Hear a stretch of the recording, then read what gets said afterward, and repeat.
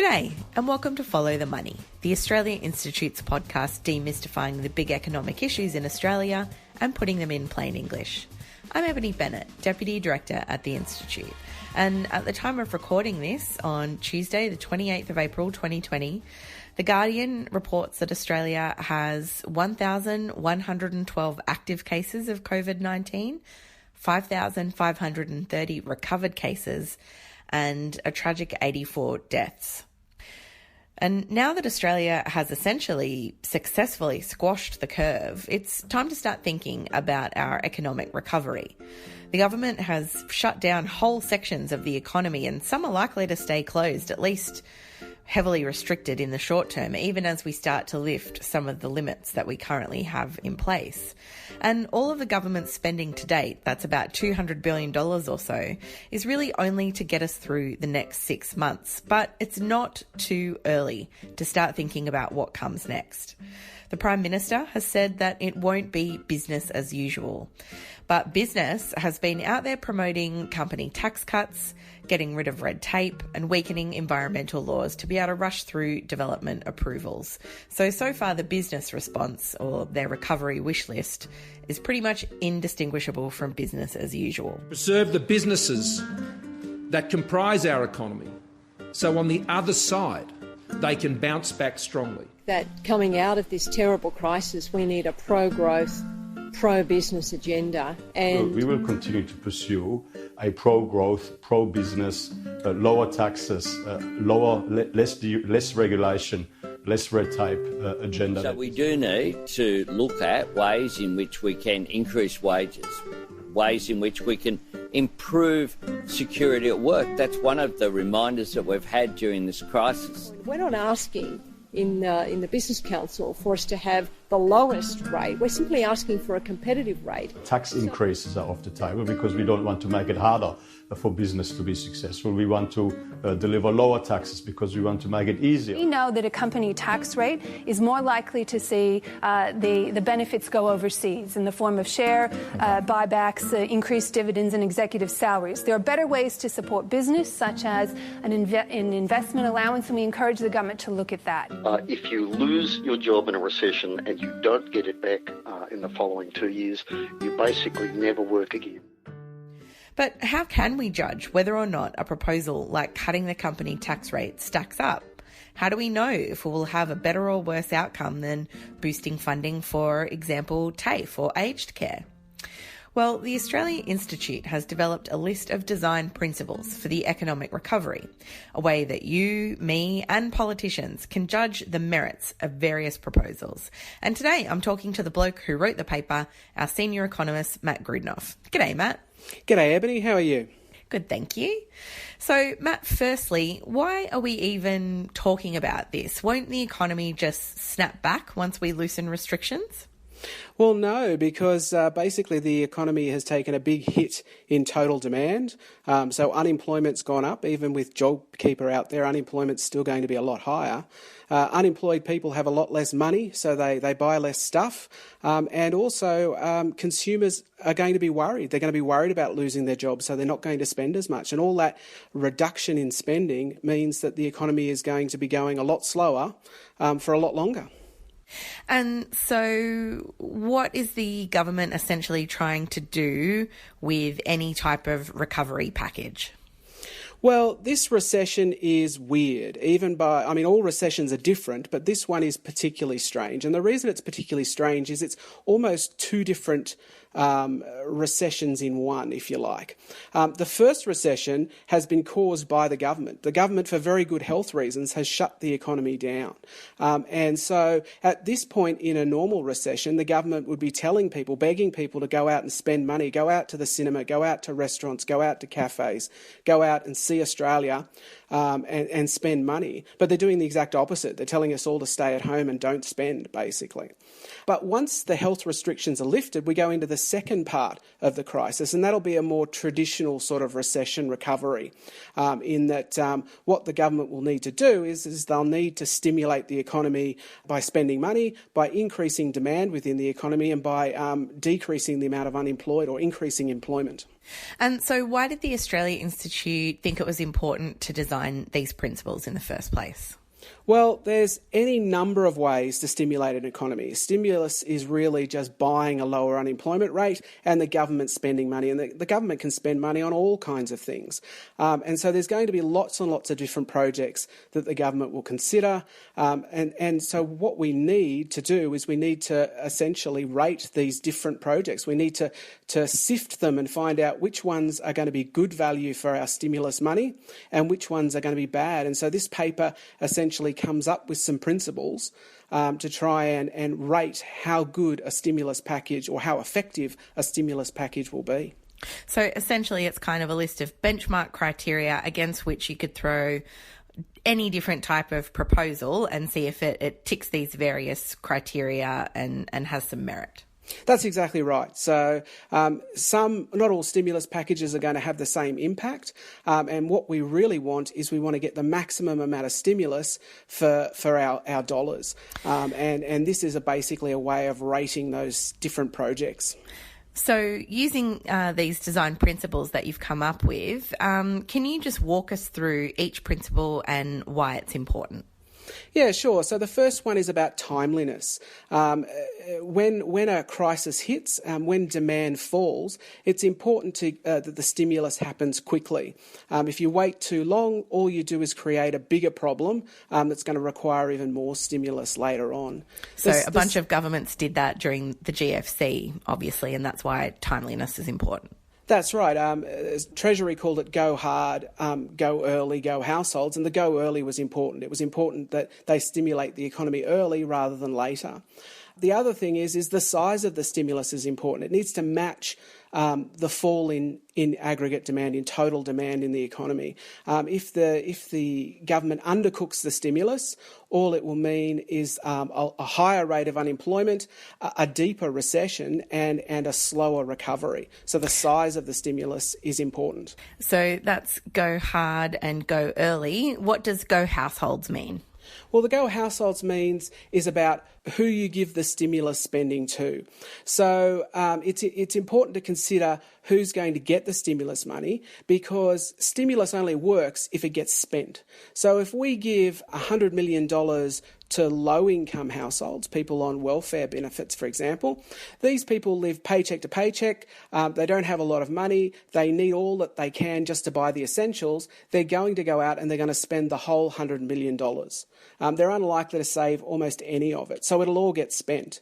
If you gave the same $100 million instead of low-income households to the wealthy, they're far more likely to save some of it, a large chunk of it. And so stimulus that's saved isn't spent and doesn't lower unemployment. So who we give the stimulus to is important. It's the same if the government wants to employ directly. So if the government employs people to do something, then we know 100% of the money is going out and being used and is going to lower the unemployment rate. So it's really about what economists call the marginal propensity to consume. It's basically how much will be saved and how much will be spent. And if we're looking at the most effective form of stimulus, we want the maximum amount spent, not saved. And so that's why you target households, so to speak, but also why it's better even still to target lower income households, because basically they, by necessity, have to spend nearly everything that comes in their paycheck. And that's exactly right. And when the government was handing out $750 checks to welfare recipients, you can expect that almost all of that $750 would be spent. But also they sent out a lot of money to businesses, and this is where it gets a bit problematic. If you're a business and you've just seen the amount of stuff you're selling, your customers are leaving, the amount of stuff you're selling is going down, and the government gives you a grant of money, or the government gives you the opportunity to write something off in tax if you buy some new equipment, you're actually less likely as a business to want to spend that money, and therefore it being effective stimulus. And the reason you're less likely to spend that money is because you've just seen demand for your product decrease. You're going to be worried about your cash flow. Rather than spend the grant or rather than buy the new equipment, you're going to save your money and see what happens going forward to your cash flow. So the reason you go households is because households, particularly low-income households, are going to spend, whereas businesses are more likely to hang on to the money. The next principle is about targeting domestic production. Why is that important? Well, that's important in the same way that saving it doesn't stimulate the economy. Buying imports doesn't stimulate our economy. It might stimulate an economy somewhere else in the world, but it certainly doesn't stimulate our economy. So if the government spends money on stuff that is then bought overseas, all that ends up happening is the money flows overseas, it doesn't circulate in the local economy, and it doesn't lower our unemployment rate. So when the government's thinking about what sort of stimulus projects it should do, it should think about the kind of projects that target domestic production, that target stuff that's made and used in Australia. The next principle is about targeting activities with high direct employment intensities. What does that mean, employment intensities? Yeah, it's a bit of jargon, a bit of economic jargon, but basically it means that if you give $100 million to the mining industry and you give $100 million to, say, the aged care industry, you will get very different employment outcomes. The mining industry is what economists call capital intensive. That is, it uses a lot of very large, very expensive machines. And so therefore an increase of $100 million in the mining industry will flow less people will be employed than other industries, particularly the aged care industry. The aged care industry, on the other hand, right, it employs lots and lots of people, and a lot of that $100 million will go into employment. So when the government's thinking about stimulus projects, it should think about projects that target things that employ a lot of people, not things that are highly capital intensive. So basically, it goes back to that original argument that you were talking about. Government spending should be buying a lower rate of unemployment. Therefore, you want the most jobs for your buck. Yeah, exactly right. All stimulus really is doing is buying a lower rate of unemployment. It's trying to increase growth, economic growth, so that we don't have as much unemployment. And anything that takes away from that, things like savings, things like imports, things like giving to industries that don't employ a lot of people or are very capital intensive, then that's going to decrease the effectiveness of that stimulus. I'll come back to why that's important, but let's just finish off these criteria first. So the next one is targeting those who are most impacted by the crisis. That one's fairly straightforward, but walk us through that. This is not just an equity issue. If you have a lot of people who have a particular skill set that have been laid off, then the idea is you should target stimulus package towards those sort of people, because their jobs or their skills are being wasted. They're otherwise going to be unemployed. If, on the other hand, you targeted people who haven't been particularly badly impacted by the crisis, you risk basically overstimulating a particular industry that then struggles to meet that demand. So imagine that we were targeting, at the moment, if you were to have projects that targeted areas that have been badly hit, like tourism areas. If you targeted those tourism areas, you're going to find lots of people that are unemployed in those areas. And so you're going to have this workforce ready and to go. And so the stimulus package is likely to employ more people. But if you targeted areas or people that weren't impacted and were already employed, then you have basically less of a labour pool to be able to take up your projects. The next one is the criteria is that the spending should target useful projects that deliver co-benefits. What do you mean by co-benefits? Yeah, so the primary purpose of stimulus is to buy a lower unemployment rate. But if you're going to spend billions of dollars, and let's face it, the government is going to spend billions and billions of dollars to kickstart this economy. It's going to happen. What we also need to consider is what other kind of benefits we can get from that. There's no point spending billions and billions of dollars and having nothing at the end. So when we're considering stimulus projects, we want to target things we want more of. We want to target the kind of stuff that is going to make our society better into the future. A really classic example of that in New South Wales was about 90 years ago during the Great Depression in the early 1930s. As part of an employment project, basically a project to get people employed during this horrible depression, they constructed the ocean bars, a lot of the ocean bars around Sydney and New South Wales. Now, those bars have been used for almost 90 years now. People have got benefit from them long after the employment benefit was gone. There's a good example of where you can target co-benefits, other benefits from your stimulus spending that's going to help people into the future. And so co-benefits can be all kinds of things. So, for example, areas hit hard because of a lack of tourism, perhaps have national parks. We could be employing people to put better access for walks through parks and things like that. After the recession is long gone, those tracks will still be being used by people. People will still be able to walk through them and get a benefit from them. Some international examples that I can think of for that are in the New Deal that Roosevelt instituted after the Great Depression in the United States. That built things like the Golden Gate Bridge in San Francisco, Hoover Dam.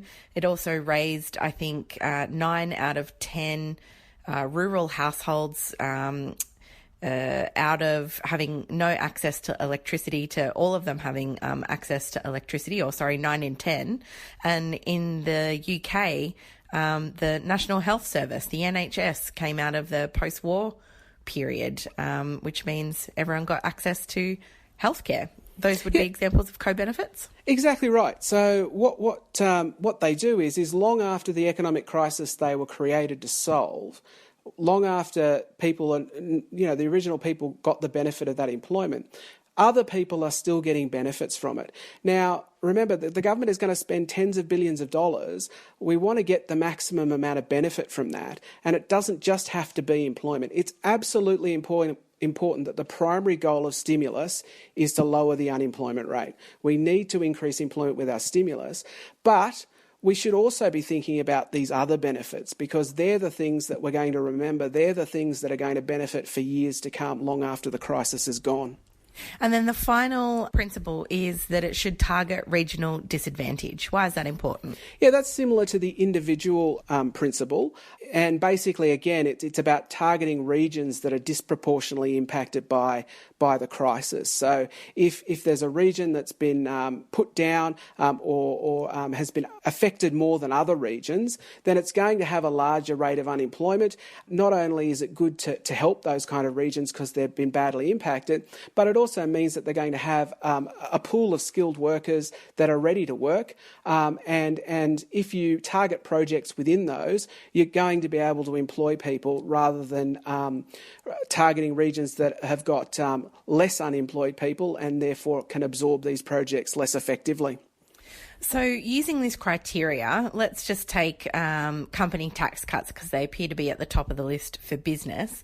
How does a proposal like cutting the company tax rate stack up against this criteria? Well, they stack up very poorly. And the reason for that is that they are not targeted at households, they're targeted at businesses. And the benefit is likely to flow overseas to overseas holders because of dividend imputation. They're likely to be particularly slow. So if you cut taxes now, company tax is based on profit. A lot of businesses are not going to be making a profit over the next year, and so therefore they're not going to be paying much tax anyway, company tax anyway. So the benefit, the extra spending, if you like, or the extra demand that they might create is going to be tiny. Businesses are going to be worried, so they're not likely to spend it. If it goes out in additional dividends, it'll flow overseas, so it's not going to stimulate Australia. It's not going to target particular regions, it's going to be spread across the entire economy. And as far as co-benefits go, well, there's no real co-benefit from a lower company tax rate. There'll be nothing at the end of it that we'll be able to point back to in sort of 20 years' time and say, look, that was created because of stimulus spending. So it performs very poorly. You've talked a lot about the reason for stimulus spending and the primary goal of it is to buy a lower rate of unemployment. Just to finish up, can you tell us why that is so important? Why is reducing unemployment the primary goal here? Well, the reason we're not going to have a bounce back is because total demand in the economy is going to be lower. And it's going to be lower because we're going to have more unemployed people who are going to have less income. The higher you can keep employment, that is, the smaller the unemployment rate increases by, then the more demand you are going to have within your economy. And the more demand you have within your economy, it means that more people are going to need to be employed, which is going to create more income, which is going to continue the recovery. So it's that increase in unemployment is the primary, an important part of why demand is decreasing in the economy. And it essentially traps us in a recession. The other important thing is unemployment makes people worried. So even if you don't lose your job, if unemployment goes up to 10%, you're going to know people who have become unemployed. You're going to see it on the news every day that there's going to be lots of unemployed people out there. And you're going to think, if I lose my job right now, the chances of me getting another job are really small. So what are you going to do? Well, you're going to try and save as much of your income as you can. Just in case something goes wrong, you've got a buffer. And in doing so, if everybody saves, then that's going to create less demand in the economy and is actually going to create more unemployment. So it not only is high unemployment reduces demand directly in the economy, but it makes other people worried, which then further reduces demand in the economy. And lastly, I mean, Richard often talks about the fact that he came into the workforce just as the 90s recession was hitting. And the impacts of unemployment can last for quite a long time and have quite a detrimental effect on people's lives in the long term too. Yeah, absolutely. One of the big problems with recessions is that there is a whole cohort of people who will become unemployed, who will never work again. They're likely, during the 1990s recession, that cohort was mainly men in their 50s. And essentially, they lost their job, they were unemployed throughout the recession, and then when the recovery came along, firms weren't interested in hiring older workers that they had to retrain. They were more interested in hiring other people. And so not only is that miserable and horrible for the individuals and their families that these workers never worked again, it's also a massive loss of their skills, of their abilities. It's detrimental to the amount of stuff that Australia can make. Recessions are horrible from a social standpoint. They're horrible from an economic standpoint. They're the things we need to avoid or reduce as much as we possibly can. And that's really why it's really important that the government doesn't undercook the stimulus when the restrictions are lifted. It is vital that the government throws everything at this to restart the economy as fast as possible, because what we don't want is a prolonged stagnation or depression in the economy, because that will be awful at every level, at a social level, at an economic level, at an individual level. Thank you, Matt. Thanks for having me. This has been a special episode of Follow the Money, and we're aiming to bring you shorter but more frequent episodes during the pandemic, so stay tuned. Please check out the Australia Institute's Economics of a Pandemic webinar series at our website, tai.org.au.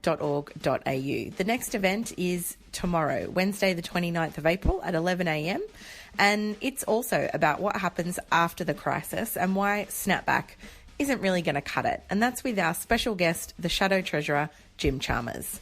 It's free, but registration is essential. And the following day at 6 a.m, bright and early, we've got a breakfast webinar with our special international guest and Nobel Prize laureate economist, Professor Joseph Stiglitz, along with ALP President Wayne Swan. We hope you can join us for that too. For the latest health information, please check health.gov.au or listen to the ABC's excellent Coronacast podcast, which comes out daily. This episode was recorded on Tuesday, the 28th of April 2020, and things may have changed since recording. You can visit tai.org.au for all our latest research and content, including Matt Grudnoff's paper on the design principles for fiscal response. We're on Twitter at the Oz Institute with an AUS. My Twitter handle is Ebony_Bennett with a N-T. Matt Grudnoff is at Matt Grudnoff, that's GRUDNOFF, and this episode was produced by Jennifer Macey with production help from Lucy Luo. Our theme music is by Jonathan McFeat from Pulse and Thrum, and you can find more of his music at pulseandthrum.com. Stay home, stay safe, and thanks for listening.